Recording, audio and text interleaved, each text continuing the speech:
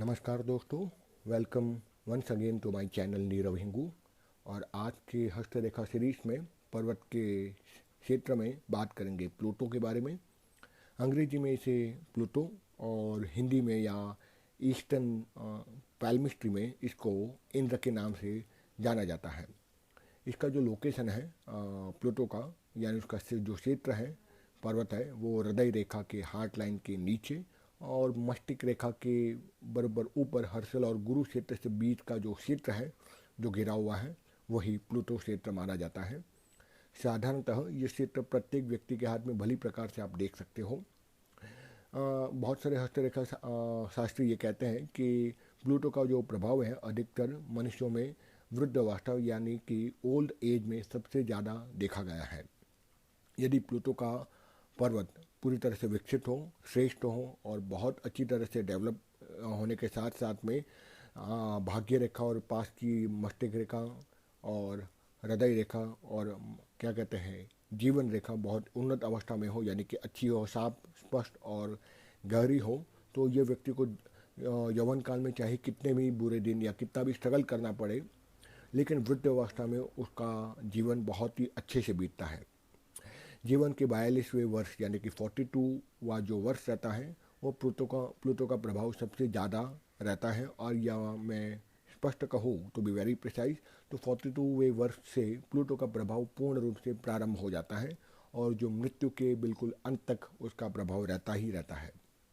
यदि प्लूटो क्षेत्र पर या इंद्र क्षेत्र पर आपको क्रॉस यानी एक्स का निशान दिखाई देता है, तो यह व्यक्ति 40 और 42 के बीच में ही निश्चय ही दोस्तों दुर्घटना से ग्रस्त होता है, या किसी न किसी प्रकार से उसके जीवन में दुर्घटना होती या एक्सीडेंट होता है, कोई उसके साथ छल कपट करता है और कहीं न कहीं उसको बहुत ज़्यादा हानि होती है।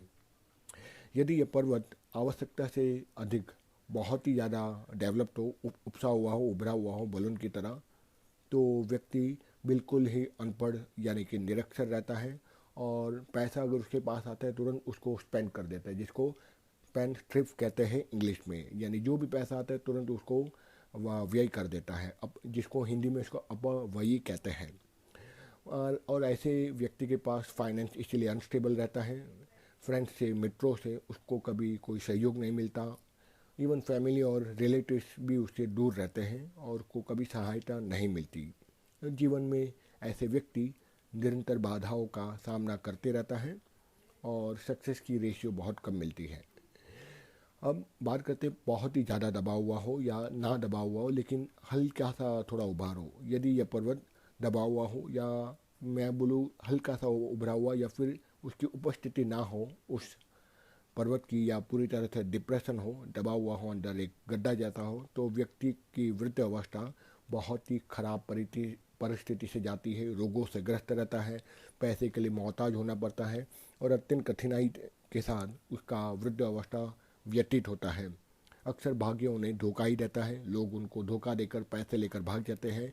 ऐसा व्यक्ति चिड़चिड़ा स्वभाव का हो जाता है, ईर्ष्यालु भी बन जाता है और प्लूटो पर्वत पर भाग्य रेखा का यदि गमन ना हो तो व्यक्ति को भाग्यहीनता का संकेत समझना चाहिए। इसलिए केतु पर प्लूटो पर्वत बहुत ही ज़्यादा महत्वपूर्ण है और उसका अध्ययन बड़ी सूक्ष्मता से हस्तरेखा शास्त्री को करना चाहिए। तो ये दोस्तों बात की आज मैंने प्लूटो पर्वत यानी इंद्र पर्वत के बारे में। अच्छा लगे ये एपिसोड तो लाइक कीजिए, सब्सक्राइब कीजिए, कमेंट कीजिए कैसा लगा ये episode, and also do press the bell icon. Till then bye bye, take care, जय हिंद।